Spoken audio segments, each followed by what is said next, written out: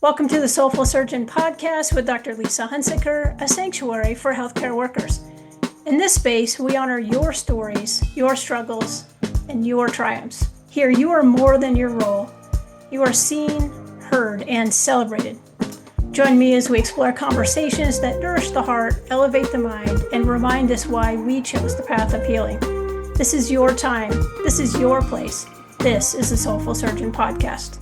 Welcome, everyone, to the Soulful Surgeon Podcast. I'm Dr. Lisa Hunsicker, and today we have two very special guests, Dr. Jodi Widner and Dr. Radhika Acharya. These are some great pals of mine, and we have spent, 20 years together? We started this journey together, and we've all had kids together, and so today's topic is about physicians in parenting. And so we're going to spend some time. We've all parented together and we've lamented together and really supported each other through all of this time. Jodi, tell us a little bit about yourself. So thanks, Lisa. So I'm a general surgeon, but I specialize in breast cancer surgery. So I work with Lisa a lot. And I am the proud mother of a 14-year-old boy and a 16-year-old girl. And Radhika, tell us a little bit about your family. Yes. Hi there. Thank you for having me. Acharya, I've been in practice, as you said, for 20 years. Crazy that it's been so long. I have two 16-year-olds, so twins, which was quite a journey and story in and of itself. And we have lots of fun. So let's start off with that. Tell us, how did you start your family? Because everyone has their own unique story. Mine is obviously because my wife and I, we're not the traditional family, so we didn't start children. And everyone, hi, I'm Lisa Hunsicker, and I have a 19-year-old son who is a college sophomore right now. So Radhika, tell us a little bit about your family. Yeah, got married and just imagined we were just going to have kids right out of the gate. Never thought there would ever be an issue. And I was in my fellowship and had my first miscarriage. Coincidentally, I was on my genetics rotation at the time. And that kind of revealed sort of the reason as to why I had the miscarriage. And they just said it's just a matter of odds and just enough pregnancies and you'll get pregnant. So about 7 years later, we were having lots of pregnancies, but not actually able to carry to term. And a cousin of mine said, "Did you ever think of a surrogate?" And I'd never thought of that. And so we found the perfect surrogate and we have twins and boy, girl. So it ended up perfect. That's fantastic. And so for us, obviously, as a gay couple, we went through the bank and we did IUI, and all of a sudden we had a baby. I know. Crazy how that works. Yeah. And Jodi, any issues with you? No, I mean, my problem was we thought, okay, let's start to think about having a kid. And pretty soon, like within a month, I'm pregnant and didn't plan for that and I was told during my surgery residency that I would not get pregnant by my program director. And I was an old soul by the time I had my first. I was 35 because you didn't get pregnant during surgery residency. There was just not enough bandwidth. And I had meant to wait a couple of years after residency. And before I was maybe out 6 months, and all of a sudden, here we go. Yeah, that's very similar to me as well. Doing a surgical residency, that was not something that was really a good idea. We were just so busy, and I had pretty much committed to myself to not get pregnant until after I'd finished board so that I could really commit to spending time with the baby and not having too many other things, especially trying to get board certified. So it's always difficult, any one of those, doing a surgical residency or a surgical practice, getting board certified and having a kiddo. I wanted to try and be as thoughtful as possible. And the good news for us is that we never woke up surprised that we were pregnant. This is true. So now with all of our jobs, we're so busy all the time. What do you all do? How do you balance, and what are the things that you do to build in time with your family versus all of our work schedule? I happen to be a really early riser, which I think has been super helpful. So just getting up early and getting all of my things done, whether it's exercise, whether it's charts, whether it's emails, getting caught up on that early in the day before everyone wakes up on the weekends is something that I've always done and been super helpful. And then I also have really put some boundaries around making sure I attend the kids' events, whether it's the Halloween parade that they had at school. I would just leave work. I was running all over the place, like I'm sure you guys also were, but running, catching the parade, and then leaving and coming back to work, doing all of that. But I did try to make most of their events. Jodi, how about you? I think for me, it wasn't surgery is very unpredictable. And so it's not something that you can say, oh, yeah, I'm going to be able to make that because I was supposed to be out at 3, but really we didn't get done till 6. And so that was one of the issues always with my schedule. So you just have to make choices and say, okay, I'm not going to make this particular thing. And I would ask the kids and say, okay, how important is it that if mom's here for this event? And if they said, no, it's really important that you're there, then I would block my day and make sure that I could get there. But there were a lot of things that the Mother's Day tea in the middle of a Tuesday afternoon, I'm not going to make, right? Because the kids just didn't think that was important. So you just have to make some tough choices sometimes, and it's hard. But for the most part, I don't feel like I missed major things, and I made a point to not miss those big ones. I feel like one of the things that you and I share is that the OR is very unforgiving. And so we have a lot more flexibility in our clinic, but it takes so much to get into the operating room. And certainly many of our patients are cancer related. So those cases, you can't really say, hey, I've got a tennis match I need to go to. Right? And so I just think that, at least for me, one of the things that we just talked about is, look, on Mondays and Wednesdays, it's really difficult for me to be anywhere reliably. And what do you have on Tuesdays and Thursdays and Fridays or on the weekends? And let's try and plan as much as possible. And we'll wiggle. And sometimes I'll be able to be there and sometimes not. But I think similar to what you all have said, trying to find out what's the most important and being there whenever you can. Right. Any guilt about missing important events? I think that's the nature of motherhood is being guilty, right? So I don't know. I don't think you get away from that no matter what you do. But yeah, I think different times. I remember dropping Riley off at daycare when she was tiny, and she was still my only child at that point, and she was 2. And I was dropping her off, and she would just cry and cry because she was the very first kid at daycare every day because I had to drop her off at 6:30 so I could be to the OR by 7:30. And so she would grab a hold of my leg and scream. And finally, and I'd cry walking out the door. And finally, the lady at the desk said, she's playing you. And I said, what do you mean? She is absolutely fine. The minute you walk out the door, she is happy as can be. And she's thrilled to be here. But I had this huge amount of guilt every day that I would drop her off. And once I heard that, we changed a few things at home and then she stopped doing it. And it was great. But it was just, I remember feeling so horrible that I was always the mom dropping kids off in the dark in the winter. And so I don't think you can get away from it so much, but you just learn how to recognize it didn't hurt them in the least. She did just fine. Radhika, how about you?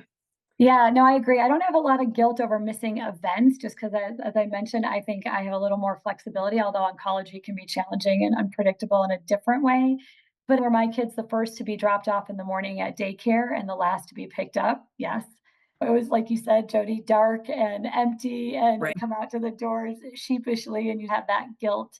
I remember a story. We've run through a million nannies and a million babysitters. And one morning, it was a Saturday morning, and I was home, and my son came out of his bedroom and was on our balcony that's above our family room. And he starts rattling off, Becca, Jennifer, Michelle, anyone.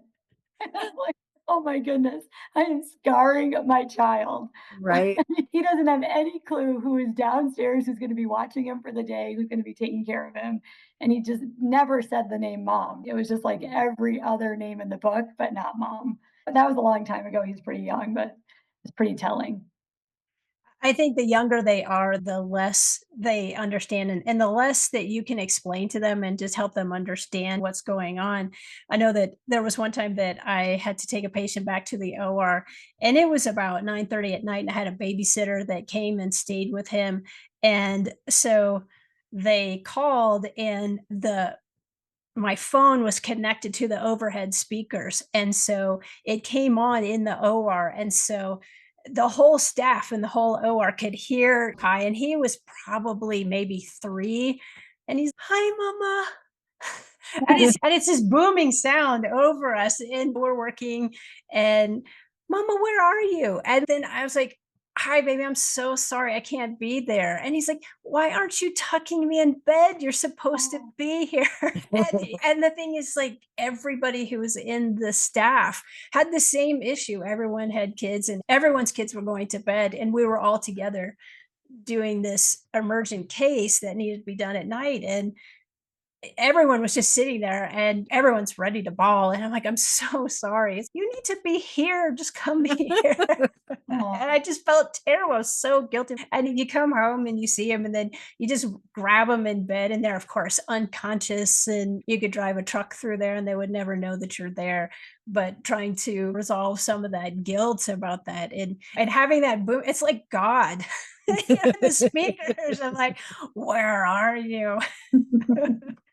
How about with the kids? I think they're exposed to us as physicians, and certainly we have very strong thoughts and feelings about medical knowledge and things like that. And I think that we have the ability to impart all kinds of things to our kids starting from a very young age. Anything that you can think of that you made a point to teach the kids that you feel like it was really important to you based on what you do? Any medical stuff that you feel is important? From my standpoint, I think I've just imparted just obviously being healthy and just really treating your body with respect. And if you treat it with respect, it's going to treat you with respect back. And so we do talk a lot about nutrition and exercise and things like that. I think it's always trying to find a balance between not having it be fear based or giving them issues, but really just trying to tell them that it matters and it's important, and then try to be a role model for them. And that's really what I've tried to do. How about you, Jody? I think mine is probably more, not so much being a physician, but becoming a physician, trying to impart in them that you can do whatever you set your mind to. I did not come from a family of doctors. I wasn't expected to go to even college. And so trying to encourage them that there's more out there and that you can be whatever you want to be, that you can really push and the sky's the limit, and trying to encourage them to explore all of their options as they get older about what they can and can't do. But also then just to also impart that empathy that you need as a physician into their lives, and saying, this is, you may not agree with somebody, but you need to be kind. And so trying to impart that piece as well. Yes, I really think that kindness goes a long way. And I think we really have talked a lot about that in our family. And I think, especially because Krista, my wife, is a trauma surgeon, we see all kinds of relationships that people have. And I think that we have relationships with our patients, but we also have relationships with our families. And I think teaching, at least for me, teaching our son about there's all kinds of people who are in all kinds of situations, and what assume what you Mm. think is going on, be that person that steps in and asks. And I've been really excited because he really has grown into a very thoughtful young man. And there has been times where I've seen other people who are in very tough places that he really has sat down with them and had very mature conversations with them, and was able to be very present and listen to them. So I'm very proud of him for that. And I think seeing us model that. I think the other thing, like Radhika, I think we pay great attention to nutrition, and we try and part as much as we can to the teenage diet of let's have some semblance of real food in here. I think since he's moved out and he's in college and he's now cooking, I think that there was a brief time in the very beginning of his freshman year where it definitely was more fast food, but I think he's coming back to center again. And he was home recently and said, "Can we please have a big salad?" So I feel like, oh, we're making Wow. he's making his own choices now. Yeah. So how about, like, with we have really hard days, and I think that all of us have, especially working in oncology, we have hard days, we have hard situations with patients, we have patients that we care about, patients that pass away, or just really terrible interactions that occur. And we have, whether it's we're upset with something that's happened or we're mourning or grieving. How do you talk to the kids in a Yeah. way that they can really understand that? But I think we have so much emotion about it, and we spend a lot of time in that place at work where we don't have a ton of emotion because we have to absorb and we have to be present and take care of the patient. But then when we get home and we're having our own emotions about it, how do you talk to the kids? I think that's been hard. I would say that has been one of my bigger struggles because obviously, as you mentioned in oncology, it happens very often, unfortunately. And I think in the beginning, I just never really wanted them to see my emotion because I didn't want them to feel hurt. And then I honestly went through a phase where I talked about it, maybe honestly too much. And I didn't want them to get desensitized to it either. It actually has been a tricky balance for me to make it where if someone does pass away, it's meaningful and we can talk about it and they can see my emotion, but not to talk about it so much that they just think that it's so natural. It obviously is natural to pass away, but so natural that they become desensitized and they don't care. And so we've talked about the emotions that go with death and dying and how they would want to be remembered or how they might remember someone who's passed away, even close family members or close friends. So we've definitely had those conversations, but I would say for me, it's been a struggle to figure out the best way to handle it. How about you, Jody? Think when I have those tough days, and oftentimes for us, it's not necessarily somebody dying, thankfully, but it can be just a difficult interaction more so. It can be like I struggle more so on those days where I feel like I didn't do my best and I wasn't my best self with an interaction with the patient. And that's where I struggle and come home carrying a lot of that weight and saying, oh, I should have said this or I should have explained it this way and maybe they would have understood. And so those are the times that I really have the biggest struggles. And so I think it's hard to explain that sometimes when they're little. You can just say, Mommy had a hard day. And usually then they would cuddle up with me and we would just enjoy that time together. And that was enough. As they've gotten older, my daughter especially, who's very cerebral, is very interested in, so how did you explain, or what could you have done different, or so she wants to know more information. And so that's been fun as she's gotten older and much more mature, just learning how to interact with each other and learning how to try to explain things in different ways and why some people feel the way they do or don't. And so I think talking about it is helpful, but sometimes just having my son lay in my lap is also really therapeutic. There's just a lot of comfort and learning happening, and that's fun to watch. I think one of the things that I struggled with, and it's a little bit better now because we're empty nesters, but I think you deal with all those emotions and you have these difficult interactions, and then you're stretched already with your schedule, and then you're trying to get home, and then you're on the busy after Mhm. school schedule and you're trying to get through all of these things and you're trying to get up and Right. it's I don't feel Mhm. up and go team. Right. But I think in the past, I think I've been very quiet. And I think my family has noticed that I just get quiet and it's like, why are you so quiet? And I don't feel like I can explain it. So in a way that it's too heavy and Yeah. it's too complicated and it's a long story for a kid to try and understand. And yet they do need some sort of answer. And I think as I've gotten older and certainly as he has grown up, I've been able to have more conversations. And now it's actually very interesting to have business conversations because he is now in business school. So he understands when I say I'm really stressed because this has happened and this has happened in staffing and this is happening in the business and this interaction happened and all these things. And even when I talk about when things don't come through, when we order something, oh, so that's a supply chain. So it's interesting to develop as they age because now as he has gotten older, we're beginning to have some of those conversations. And we just had a conversation. Gosh, it's been like 2 weeks ago. And I told him, I said, I really have a lot of regrets about not being able to be with you more. And he was very kind and very generous and gave me a lot of grace on that. So I think the more that we talk with them, the better that that they're going to really respond to us. And I think we will evolve into more people, more back to human beings, and just them understanding us and actually us understanding them. Now, how about parenting? So I think that a lot of people think that we know everything about parenting because we're physicians. And so is there anything that you think that being a physician has given you an advantage? Or do you think you parent any differently because you're a physician? I I think, don't. I, yeah. I think I'm making it up as I go along. Just 90% of people. I I want to know what the other 10% are doing and how they got their right. Yeah. information. Yeah.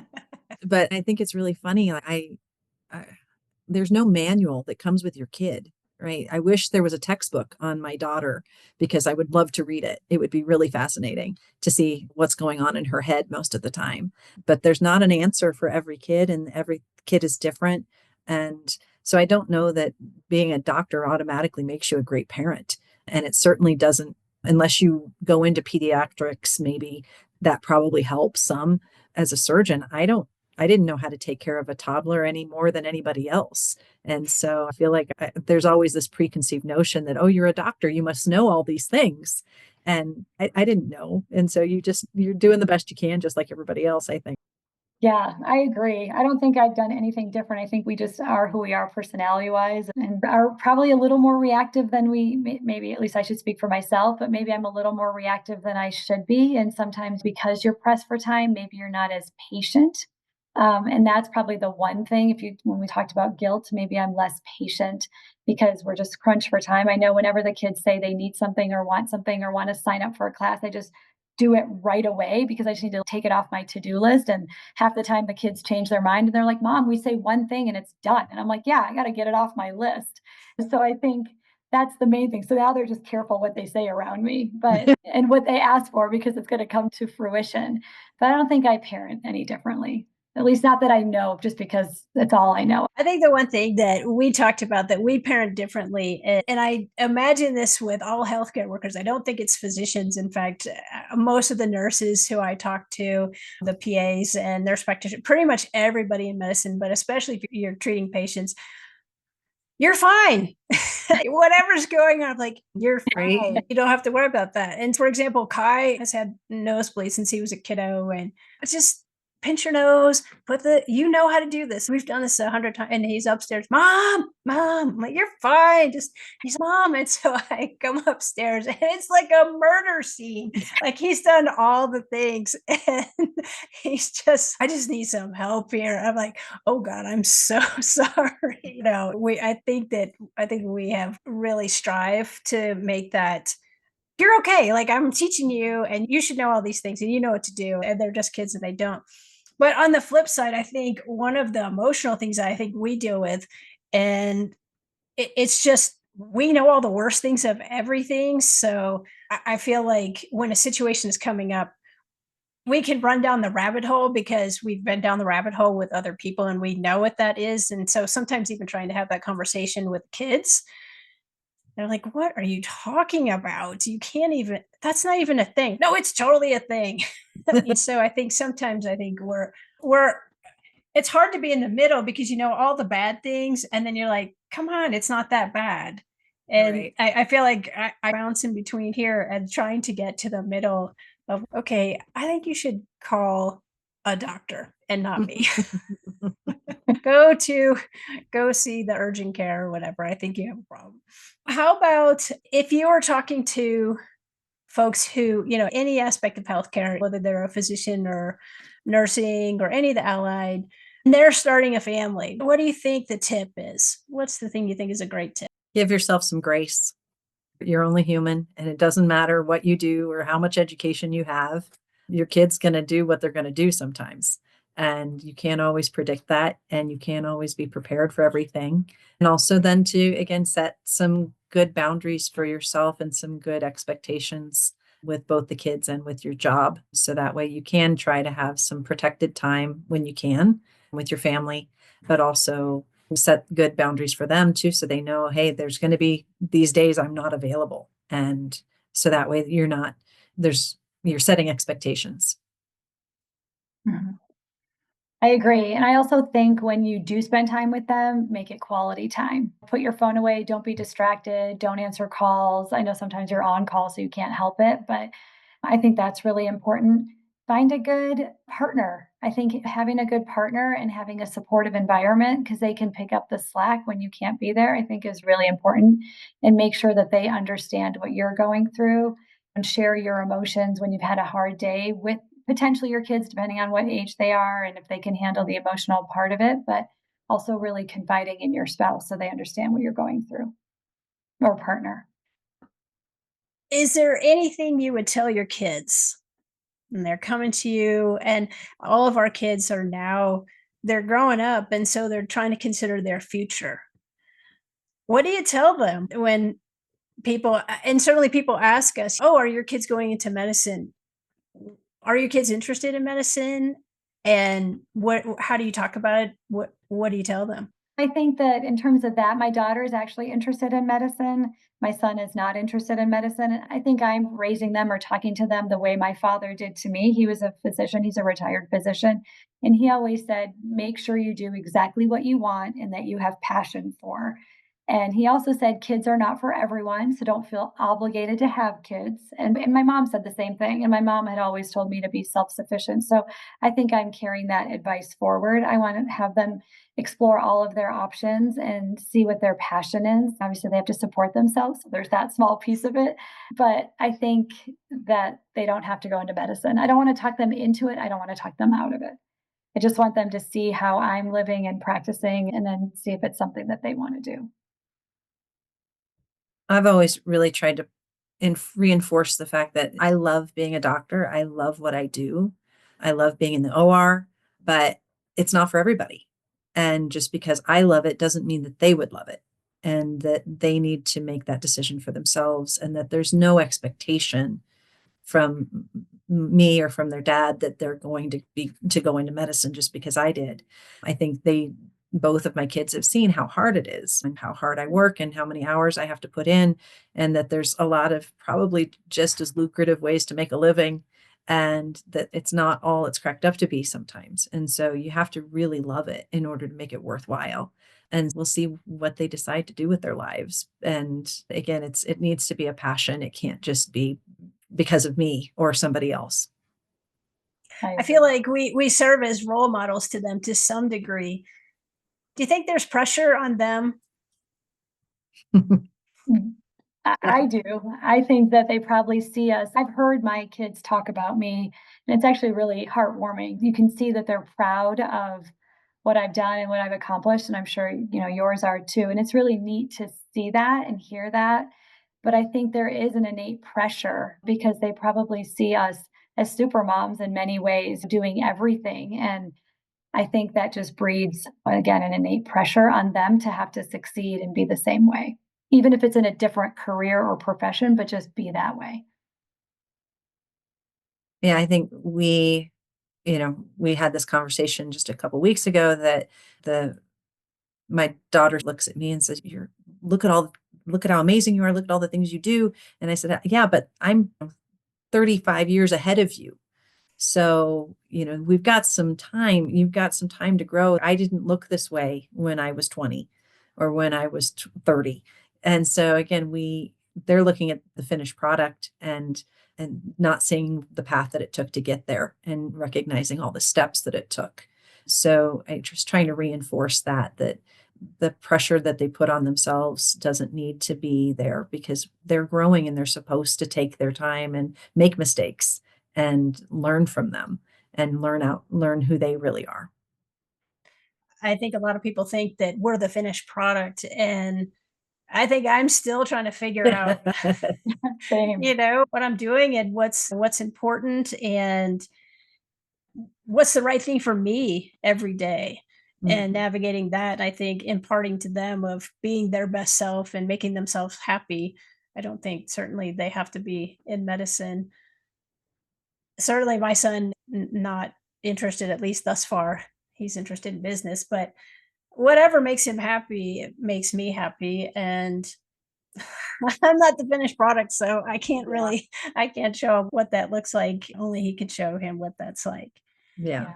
I think that too, admitting when we've made mistakes or telling them, sharing stories when we could have done something better or embarrassing moments or any of those things, I think is really important to show the imperfections because obviously we all have it.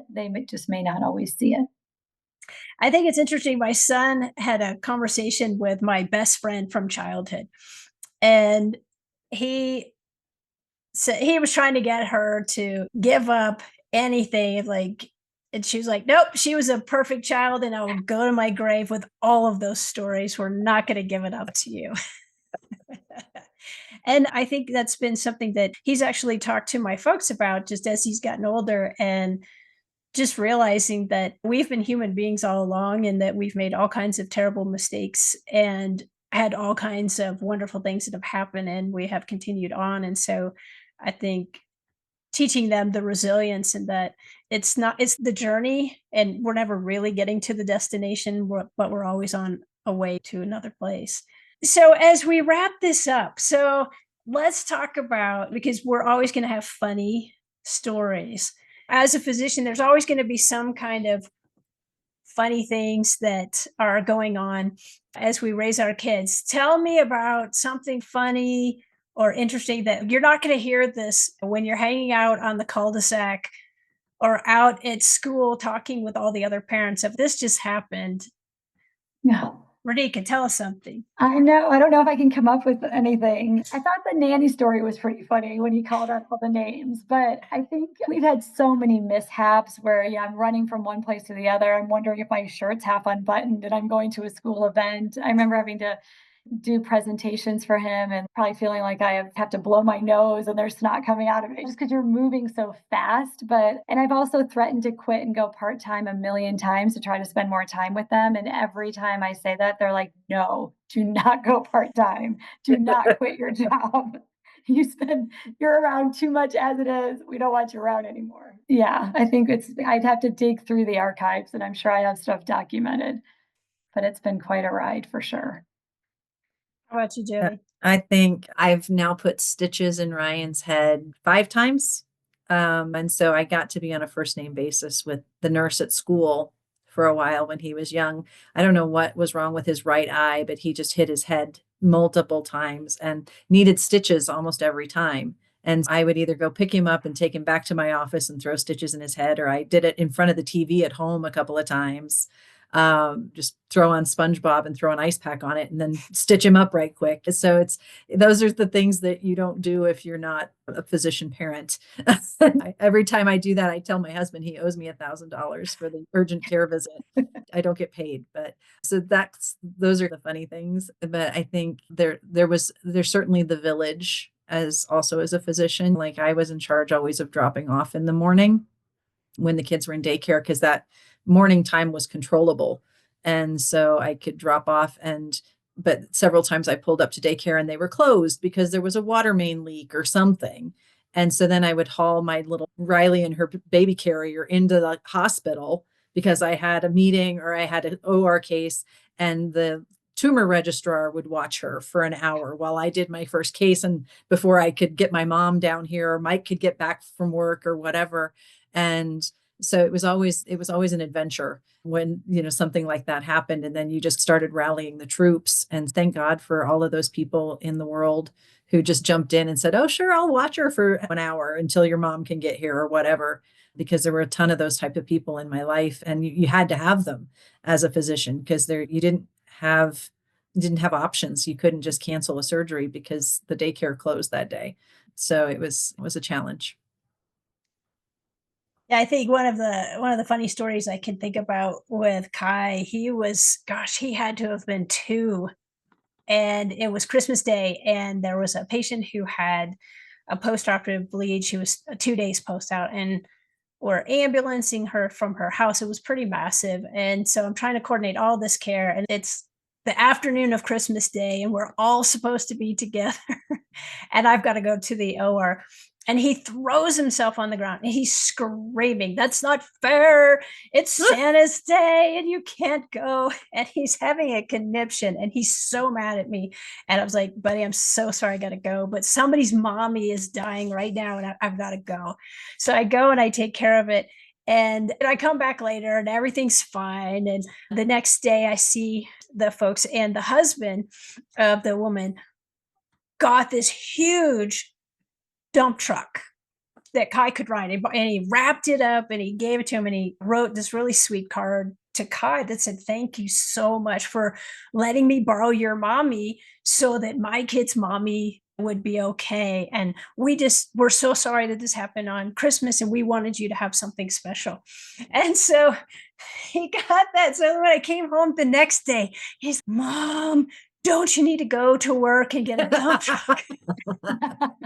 He's like, "You need to go back to work. Isn't there something you have to do and get another toy?" It's like, "No, buddy, it doesn't work that way." It's so funny. It's so true, right? Our patients give us so many gifts, which is so sweet, and so many things for the kids all the time. Yeah. Yeah. Oh, I Yeah. love that. Yeah, they're so thoughtful like that. They are. How about your spouses? I feel like, we are very fortunate to have spouses that like you said, Jody, it takes a village. And there's just times where we can't be all things to all people in all places all the time. Tell me about your spouses. What does it mean to you to have somebody like that? I think my daughter laughs because I say I never intended to have kids. I really didn't. It was like never even a thought in my brain. And then I met my husband and I'm like, wow, I could trust this guy with my children if I had them. And so that was the first time I really even thought about having kids, is when I met him and I thought that he would be a great dad. And he is a fantastic dad. And he's a rock, and he just takes care of things at home. Right now he's a stay-at-home dad and works from home, and he's great at it. And it just takes all the pressure off and allows me to really focus on what I need to do. But we struggled for a lot of years with the schedules, and he would go in really early in the morning. He would be at work at 5 a.m. so he could be off by 2:30 so he could pick the kids up in the afternoon. And then I did the mornings and then the late evenings. And so it's always just a juggling match of trying to figure it out. He was always there when I couldn't be. And so that took some of the weight off also. So that way I knew, okay, I can't make it to that game or that event, but he's going to be there.